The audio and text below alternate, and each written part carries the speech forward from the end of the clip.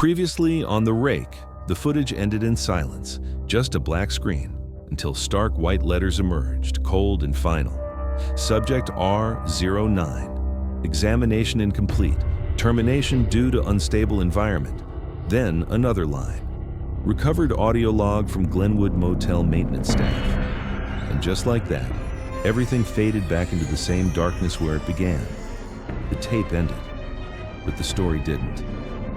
If you've been following this investigation, make sure to subscribe to the Midnight Codex so you don't miss what comes next. Drop your theories in the comments, because the next piece of evidence changes everything, and it begins with a broadcast. A sudden blare of electronic tones splits the silence. 3 sharp beeps, too long, too loud. The screen flickers, pulling in a warped logo, Department of Wildlife, Emergency Notice. A flat mechanical voice cuts through the static. This is a message from the Department of Wildlife. Please remain calm. This is not a drill. Somewhere in the background, beneath the hum of the transmission, there's another sound. Slow, hollow, almost like breathing. The black was absolute. Not the kind you see when you close your eyes, but the kind that feels like it swallows even the thought of light. It was thick and depthless, a void where sound and color simply didn't exist. For a moment, it felt like looking into something endless, and the longer you stared, the more it stared back. You could almost taste the darkness, a metallic tang on your tongue. Then it came. 3 piercing tones split the silence. Beep, beep, beep. Each one dragged on for a second too long, stretching until the sound warped and dipped in pitch, almost imperceptibly, before snapping back into place. It was the sound of the emergency alert system, yet every instinct screamed that something in it was wrong. The way an animal senses a predator before it sees it. This was not the kind of signal meant to reassure. This was a warning wearing the wrong skin. Static began to frost over the black screen, blooming like ice on glass. In the center of the interference, something emerged. The seal of the Department of Wildlife, or at least something trying to look like it. The emblem's edges bowed outward, warped as though it was pushing toward you from inside the screen. The words, "Emergency Notice," bled at the edges like wet ink, shifting almost imperceptibly, as if the letters themselves were breathing. The tones faded. For half a breath, there was only the crackle of static. Then, a voice cut through, flat and mechanical. This is a message from the Department of Wildlife. Please remain calm. This is not a drill. Every syllable was perfectly spaced, every pause identical, and there was no breath, no warmth, no trace of a human speaker. It was not a voice designed to comfort. It was designed to be obeyed. Beneath it, there was something else. At first, it was just a pressure. In your ears, the low vibration you feel in your bones when standing near heavy machinery. But it shifted, stretching into something almost human, a sigh, long and deliberate, moving through the transmission like an exhale in a pitch-black room. Then came a click. It was faint, almost easy to dismiss, like nails tapping gently against glass. The voice carried on, unbroken, but the silence between its sentences wasn't empty anymore. It felt crowded. There was movement there, far away, but getting closer. The kind of movement you hear when someone shifts their weight in another room, not loud enough to be certain, just enough for your mind to fill in the rest. The logo flickered. For less than a second, the crest pulled sideways, warping into something unrecognizable, as if trying to turn away from you. When it snapped back, the image was sharper than before, unnervingly so, and fine cracks ran through the black background like fractures in glass. Another click. Louder now, closer. You realized you'd been holding your breath. The air around you felt different, heavier, thicker, clinging to your skin with the faint taste of metal, like standing beside a rusted fence after a storm. The voice repeated its opening line, word for word. This is a message from the Department of Wildlife. Please remain calm. This is not a drill. But this time, the last word frayed at the edges, unraveling as if something else was pressing into the signal. A louder breath followed, right next to the microphone. Beneath it, Something almost spoken, just a syllable or two, impossible to understand. Your instincts told you not to try. This transmission wasn't just broadcasting anymore, it was listening. The click returned, now followed by a slow, deliberate scrape, like something sharp being drawn along the edge of metal. The logo stuttered again, and in the distortion, you saw them. Eyes, white and unblinking, set too far apart. The voice shifted slightly, speaking slower now. If you are able to hear this broadcast, you are advised to stay indoors until further notice. The pause that followed was too long, too deliberate, as if waiting for an answer. Static swelled, and then came 3 evenly spaced clicks. Click, click, click. You knew that rhythm. You'd heard it before. But before the memory could surface, the tone changed again, sharper, higher pitched, signaling that the next message was about to begin. And somewhere deep in the static, so far down you could almost convince yourself it wasn't there, something began to move. Closer. The voice resumed, slower now, the words drawn out with deliberate precision. Do not leave your home after 8 p.m. Lock all doors and windows. Keep lights off. Do not respond to any voice outside. Each sentence landed like a weight, heavy and inescapable, leaving just enough space between them for the static to hiss through, soft at first, then louder, like something exhaling into the gaps. The screen shifted from the warped seal to grainy CCTV footage. A narrow main street in some nameless small town, shot from high above, the kind of town where every building looked older than the people living in it. Street lamps cast pale circles of light, halos surrounded by empty black. The wind moved down the street in long, slow gusts, making a lone stop sign shudder. Not a single human figure. No movement except for the restless sway of a hanging flag, half torn and snapping quietly in the night air. Another feed appeared. A gas station, its pumps standing like sentinels under harsh fluorescent lights. The brightness didn't banish the dark. It only pushed it back to the edges, where shadows seemed thicker. The air shimmered slightly in the cold, and the flags on the pump hoses twitched with the wind.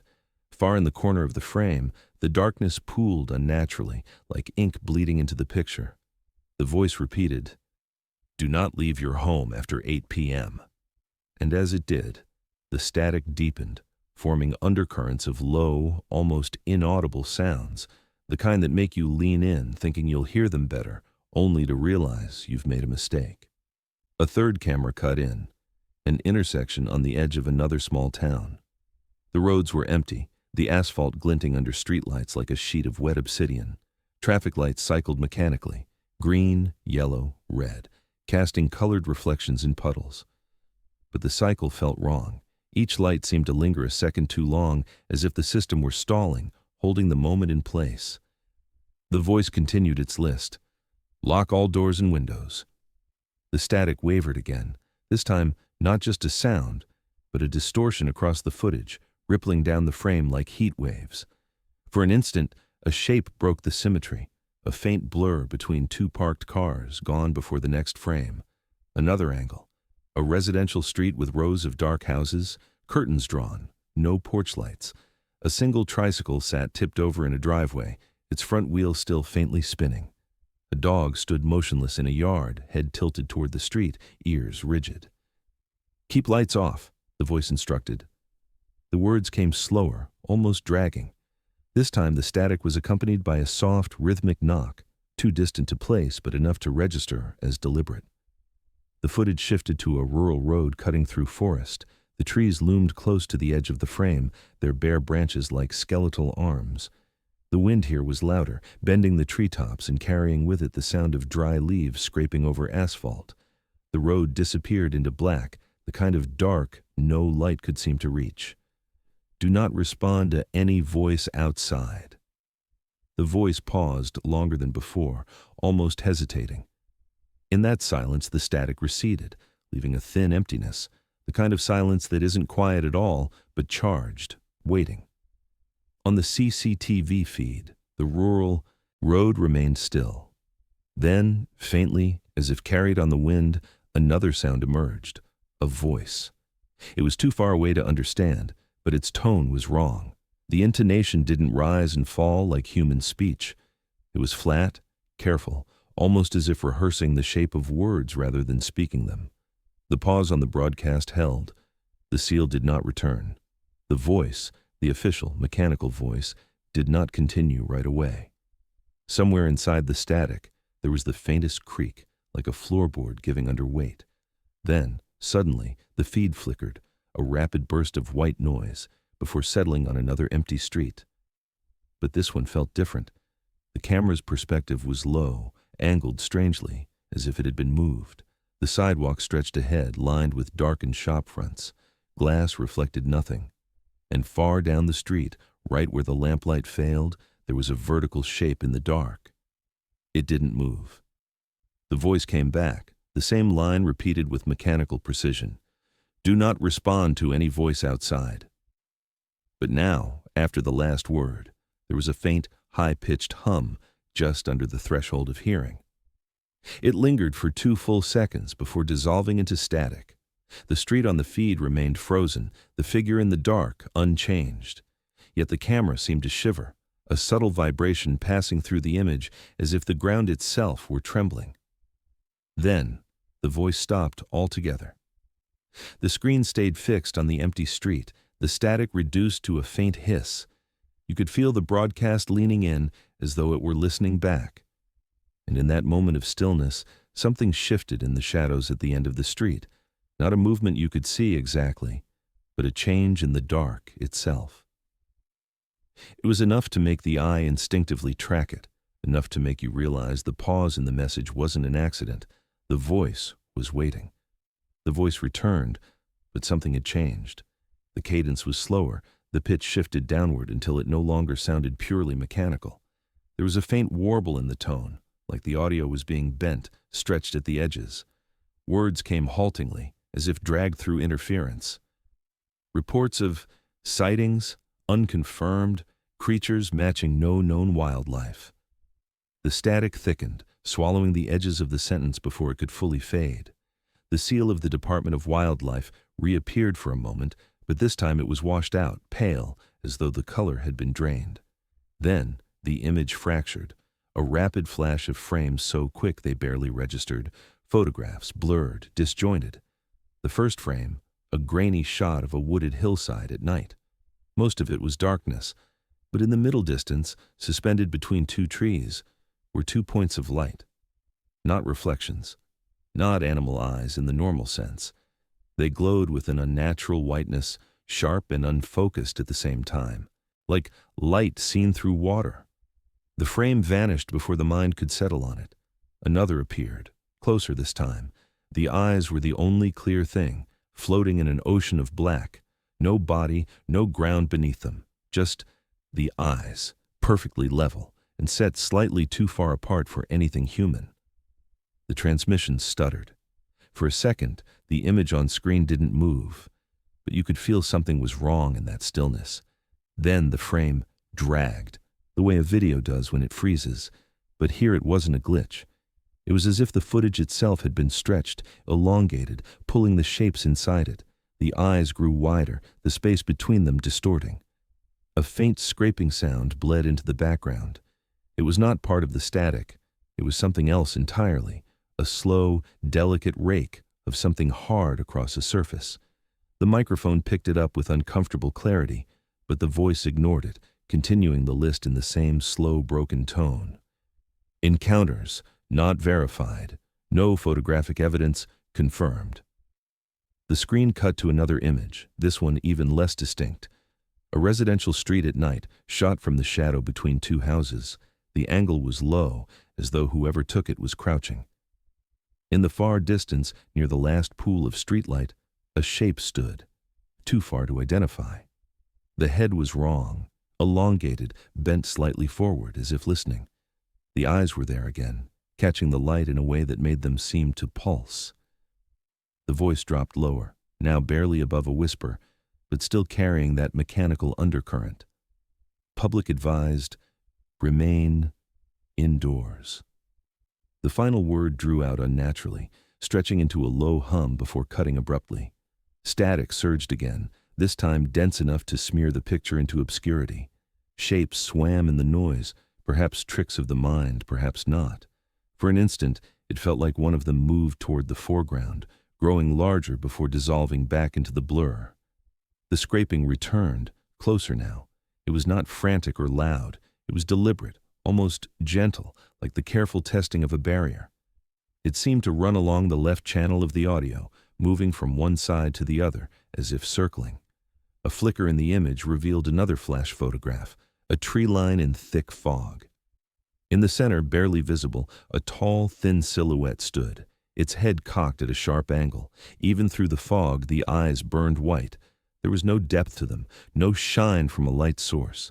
They were self-lit, steady, and cold. The voice did not comment on the images. It moved on as though reading from a script, unaltered by what appeared on screen. Wildlife control. Patrols active, all sightings, under investigation. Then, the feed jolted violently, the kind of jolt that felt physical, as though the camera or the entire broadcast equipment had been struck. For half a second, the screen smeared into TDP, streaks of white and gray. Within that distortion, a face almost appeared, too quick to study, too distorted to confirm, but the impression was there. Long, pale features stretched into a wrong geometry. The image corrected itself with an audible snap in the audio feed. The static settled, but the scraping sound had vanished, replaced by something worse. Silence. Not the absence of sound, but the heavy, waiting kind, the kind that presses against the eardrum. The voice resumed, almost hesitant now. Further, reports, pending. The words dropped into the stillness like stones into deep water. Another flash of imagery, an alleyway, wet pavement reflecting a street lamp. Just past the light's edge, a shadow sprawled across the ground, elongated, jointed in ways that didn't fit a human body. There was no source for it in the frame. The frequency of the transmission seemed to shift again, the pitch dipping slightly as if the equipment was failing or adapting. The voice was quieter but clearer, as though it had moved closer to the microphone. If approached, do not... The sentence cut off mid-thought. The screen lingered on the alleyway. Then, slowly, almost imperceptibly, the perspective began to change. The camera wasn't moving. The space itself was bending, drawing the shadow closer without anything else in the frame shifting. The eyes appeared again at the very edge of the light, unblinking. The audio cracked once, twice, and the voice returned with its earlier detachment. Reports of sightings, unconfirmed, creatures matching no known wildlife. The same words from the beginning, looping as if nothing had happened, but each repetition carried a faint echo, not an audio echo, but a sense that another voice was speaking them at the exact same time, just far enough out of sync to be wrong. Then, in the middle of the loop, the scraping sound erupted once more, but now it was loud, close, and fast, a burst of claws or nails raking across a hard surface. It was over in an instant, leaving the room where you sat feeling colder, as if the heat had been pulled out. The final image was the most abrupt yet. A pitch-black frame with only the eyes floating in the center, their whiteness stark against the void. No sound accompanied it, no static, no voice, just those eyes, watching. And then the broadcast carried on as if it had never stopped. The looping phrase from before, reports of sightings unconfirmed, bled into static, and then the voice shifted again. The pitch rose slightly, stabilizing into something closer to its original mechanical cadence, though now there was a faint undercurrent beneath it, like another channel bleeding into the feed. When the voice spoke, it did so with crisp, clinical certainty. Do not look out the window after dark. The words settled into the air, heavier than they should have been, and the screen's imagery changed. The CCTV footage vanished, replaced by a blank low-contrast frame that seemed almost gray. Within that murk, you could just make out the faint outlines of a window pane, not from inside or outside, but as if the camera were positioned in an impossible place, staring into both. Beyond the glass, there was nothing but deep shadow. Yet, even in the absence of visible detail, the darkness seemed to lean forward, pressing against the pane. The voice continued. If you hear tapping, remain silent. And then it happened. Click, click, click, 3 taps, crisp, unmistakable. Close enough that they didn't sound like part of the broadcast anymore. They sounded like they were in the room with you, each one perfectly spaced, measured, carrying a certain patience. The voice hesitated for the first time. The pause was small, just half a second, but in that moment the static dropped away almost entirely, leaving an awful clarity. It was as if the broadcast itself had stopped breathing. Then, without acknowledging the sound, the voice picked up where it had left off. Do not attempt to contact anyone outside after 8 p.m. The frame shifted again, dissolving into a map. The layout was basic, almost crude, with black lines marking state borders in a pale gray background. Red blotches marked certain areas, pulsing faintly as though alive. Some were wide swaths of color covering entire counties. Others were small, isolated points, scattered like drops of blood. The camera feed remained still for a few seconds before some of the red zones began to blink, a slow, irregular pattern, not synchronized. The blinking accelerated in one particular cluster, the light stuttering like a failing heartbeat. The voice began to repeat the rules, slower now. Do not look out the window after dark. On the map, a red zone in the upper left corner expanded slightly, as if reacting to the words. The color seeped outward from the center, thin lines spiderwebbing into surrounding regions before stopping abruptly. If you hear tapping, remain silent. This time, the 3 taps came faster. Click, click, click, as though testing the boundary of the rule. The voice did not break this time, but there was a faint distortion in the audio, like the words were fighting to stay within their assigned pitch. Do not attempt to contact anyone outside after 8 p.m. On the map, several small red dots blinked in unison, then went still. The static deepened, and under it, a low rumble emerged. Not thunder, but something with weight, like the sound of a train passing far underground. The map trembled faintly, the borders of the states blurring for an instant before snapping back into focus. Without transition, the image cut to another feed, a still shot of a window at night. This time it was unmistakably from inside a home, the camera facing the glass directly. Beyond it, nothing but black. The reflection of the room was faint, showing only vague outlines of furniture. Then, in the lower right corner of the window, something shifted in the darkness, a faint suggestion of movement, not enough to define, but enough to draw the eye. The voice repeated, "Do not look out the window after dark." The movement outside the glass stopped instantly, freezing mid-shape. The broadcast cut back to the map. More red zones had appeared now, most of them along winding rural roads. A few pulsed faintly, and one at the bottom edge of the display was blinking far faster than the rest. The blinking slowed after a few seconds, as though the feed had noticed you noticing it. The voice continued the cycle, and every time it reached the tapping rule, the 3 clicks came, sometimes perfectly even, sometimes with a slight hesitation, as though something were adjusting its rhythm. As the rules repeated for the 3rd time, a faint whisper bled into the background. It wasn't distinct, more like the sound of someone shaping words with their mouth without voicing them fully. The whispering grew during the pause after the tapping, swelling into something almost intelligible, then cutting out entirely when the voice resumed. On the map, one of the red zones flared bright, then faded. The others remained unchanged, their slow pulses steady and quiet. The voice added a final note, one that hadn't been spoken before. Failure to comply may result in removal. The last word was barely audible, half swallowed by static, as if the broadcast itself didn't want you to hear it clearly. The map's image trembled again, and in that flicker, something else appeared. A shape behind the lines, larger than any marked zone. Its outline was impossible to trace. It was there, and gone between frames, leaving only the faint impression of pale eyes fixed on the viewer. The static rose sharply, the red zones flashing all at once in a rapid strobe-like pattern. Then they settled back to their slow pulse, as though nothing had happened. The voice began the rules again, but this time the tapping didn't wait for its cue. Click, Click, click came immediately after the first sentence, as though mocking the order. The pause after it was longer than before, almost daring the listener to break the silence.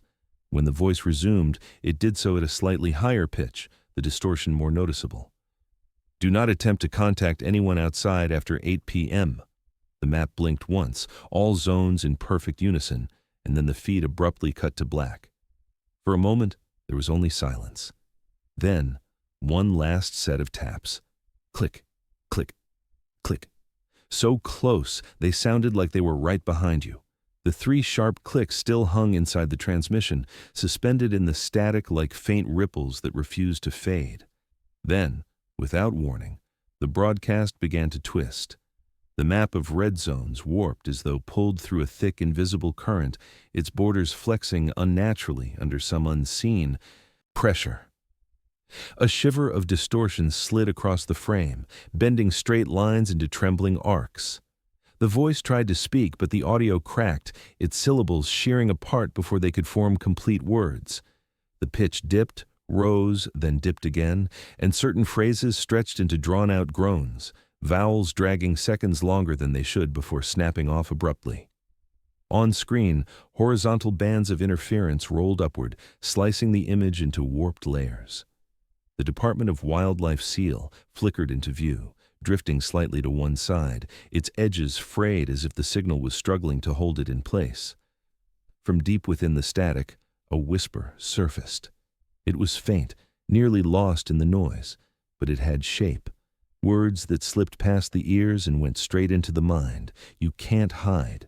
The phrase dissolved almost instantly beneath another wave of static, yet it left a trace, a sense of presence that the silence could not erase. The announcer's voice pressed on, the mechanical cadence intact, but now layered with something else. A second tone, low and harsh, perfectly synchronized with the first, like a shadow echoing each word. The clicks returned, but no longer in the measured set of 3. They came rapid and uneven, click, click, click, click, urgent and insistent, forcing the voice to push through them as though speaking over pounding knuckles on a locked door. The footage shifted abruptly. The map was gone, replaced by a stuttering carousel of CCTV clips.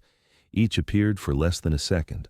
A sidewalk under a flickering street lamp, an empty playground with a single swing swaying in the wind, a hallway dimly lit by emergency lights.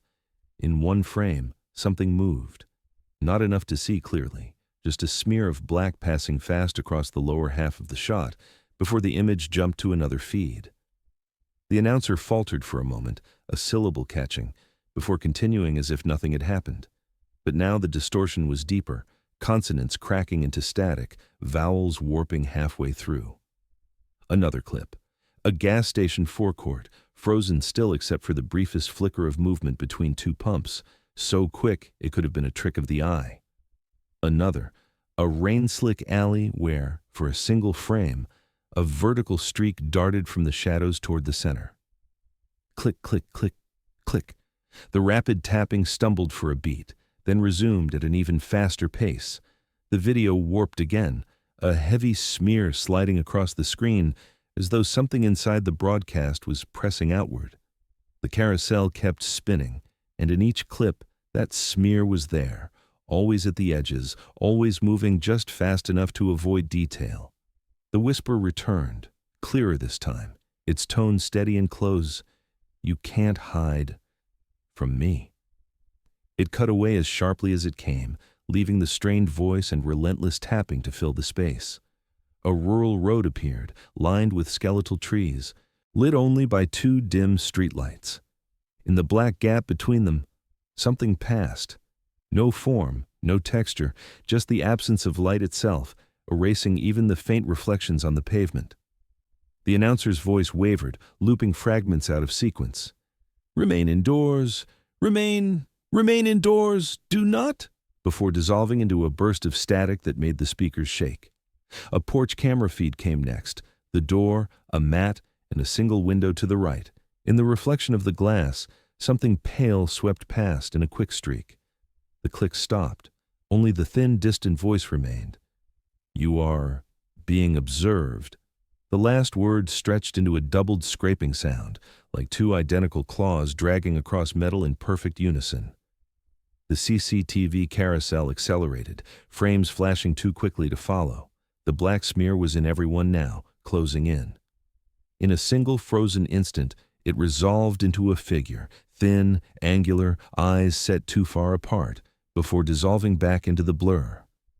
The announcer's voice cut out mid-word, then returned moments later with no distortion at all, perfectly clear. "You can't hide." The clicks returned in a slow, deliberate rhythm, echoing into the static. One by one, the CCTV feeds vanished, leaving only the Department of Wildlife seal. Its edges dissolved into noise, and behind it, faint but certain, two white eyes stared forward.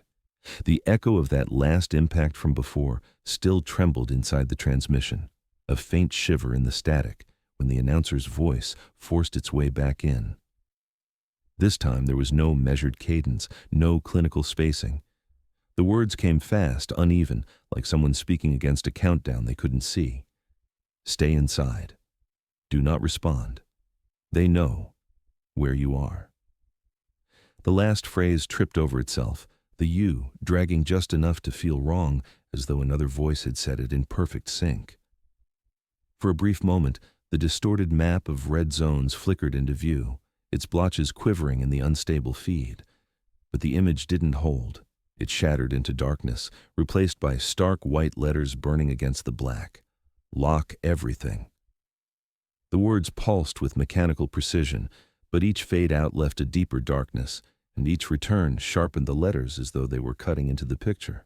Around the edges of the text, the static curled inward like claws gripping at the signal. That was when the new sound began. At first, it was easy to mistake for part of the distortion, a low, rhythmic thump buried deep in the noise. But with each blink of the text, it grew clearer. It wasn't static, it wasn't interference, it was footsteps, slow, deliberate, spaced just far enough apart to make you aware of the distance closing. Each one landed with a muted weight, like it was being cushioned by carpet, but the sound was unmistakable. Every step seemed to trigger the text on screen to flare slightly brighter, as if the two were connected. The announcer's voice surged again, faster now, words pressed tight against one another. "Stay inside, lock all doors, do not make a sound." The sharp intake of breath between lines betrayed something the broadcast had hidden until now. Panic. The letters LOCKEVERYTHING began to flash faster, the black between them shrinking until the text stuttered. Static thickened at the corners, twisting inward in jagged tendrils, threatening to blot the letters out entirely. The footsteps grew heavier. You could hear the weight shift, the faint creak of a floorboard, or the give of a step under strain. Between the steps came a subtle dragging sound, irregular, like something was trailing along the floor. The announcer's voice cracked. "Do not respond, do not—" The rest broke apart in static, but the footsteps continued, closer now, sharper. You could make out faint taps inside each step, like claws brushing against a hard surface. The screen jolted. The letters distorted into thin vertical lines, snapping back with each pulse. Every distortion seemed to shorten the distance of the approaching steps, making them arrive in half the time. The rhythm broke. It was no longer the steady step, step, step. It became uneven, a scatter of quick movements followed by silence, then a slow step, then two faster ones. The unpredictability made it worse, like something mimicking human movement and failing just enough for you to notice. The announcer forced the words out. "They know where you are. Do not—" The tone was thin, shaking. The earlier machine-like control fractured completely. The text flashed so quickly it stopped fading entirely. "Lock everything" now burned constantly on the screen, vibrating with the instability of the signal. In the faint shimmer of static behind the letters, shadows began to take form. Long, skeletal limbs, a hunched outline, eyes glowing faintly white. The footsteps were at the threshold now. You could hear breath between them, a low, uneven draw that carried weight. The dragging returned, scraping the floor like it was hooked on something. The announcer shouted, the distortion clipping the edges of the words. Do not open anything. Do not look outside.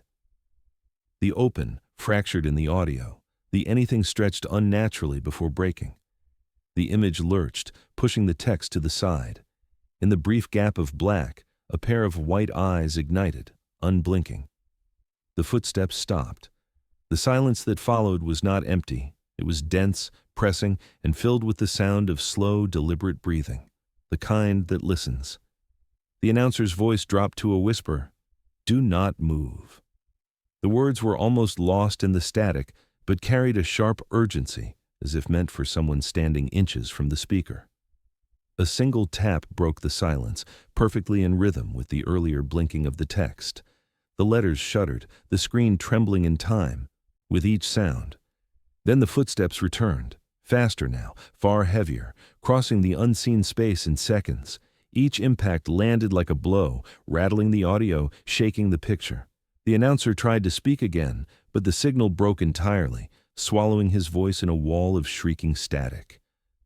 Through that noise, the text blurred into a block of pure white light, drowning the edges of the screen. Shapes moved within it, tall and still, but too obscured to see clearly.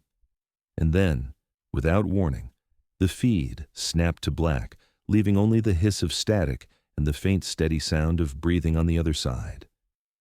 The breathing from the other side of the black screen held for a second too long, just enough for you to notice the faint, wet rasp inside each inhale. Then, silence. Not the hiss of static, not the hum of failing electronics. Silence so complete it felt physical, as though every frequency had been cut away. The screen remained black. Nothing moved.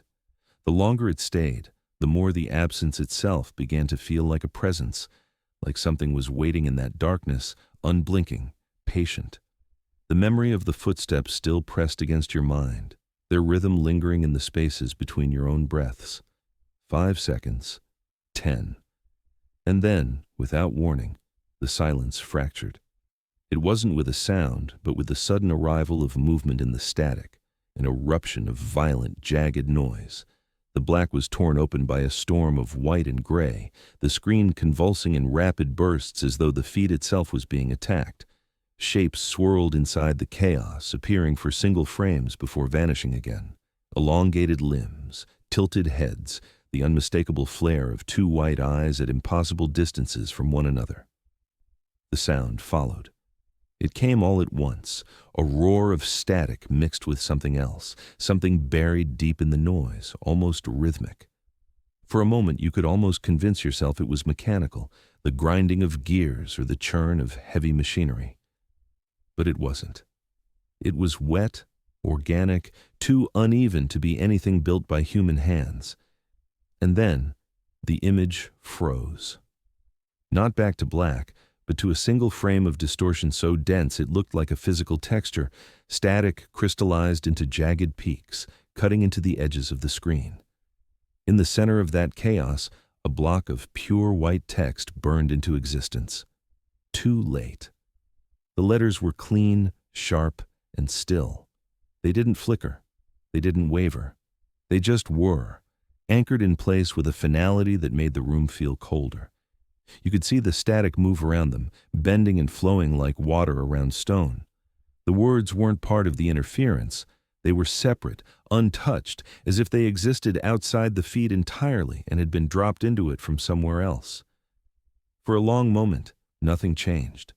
The text stayed exactly where it was, the noise surging behind it in restless waves. The longer it remained, the heavier the room felt, like the air was thickening, slowing every movement you might make. Then it began to fade. Not in the smooth dissolve of an ordinary video effect, it bled away unevenly, pieces vanishing in jagged chunks, leaving behind strange negative shapes where the letters had been. At times, those gaps seemed to form new patterns, almost like symbols, before breaking apart again. As the last traces of the text disappeared, something else surfaced in the background. It wasn't visual. It was a sound, low and distant, threaded deep into the static. A click. It came slowly, deliberate, resonating in the way a stone dropped into water would, sending ripples through the entire feed. Then another. Each click seemed slightly louder than the last, the space between them stretching wider and wider, as if drawing out the inevitable. On the third, the image buckled inward, the static folding toward the center of the screen. For an instant, you thought it might collapse into a single point, but instead, the distortion swelled outward, the edges blurring, the black returning in sudden heavy silence. The fourth click was louder still, the sound cracking faintly like something splitting under pressure. The silence after it was unbearable. The final click came slowly, almost reluctantly, like the last note in a song no one wanted to end. It dragged out, stretching longer than any sound should, the pitch bending just enough to make your teeth ache. It felt less like a noise and more like a shape moving through you. And then, nothing. The feed didn't cut out. It didn't fade. It just stopped. The absence was total, the kind of total that leaves you doubting if anything had been there at all. But somewhere, in the back of your mind, the words were still there. Too late. You didn't need the broadcast to tell you what that meant.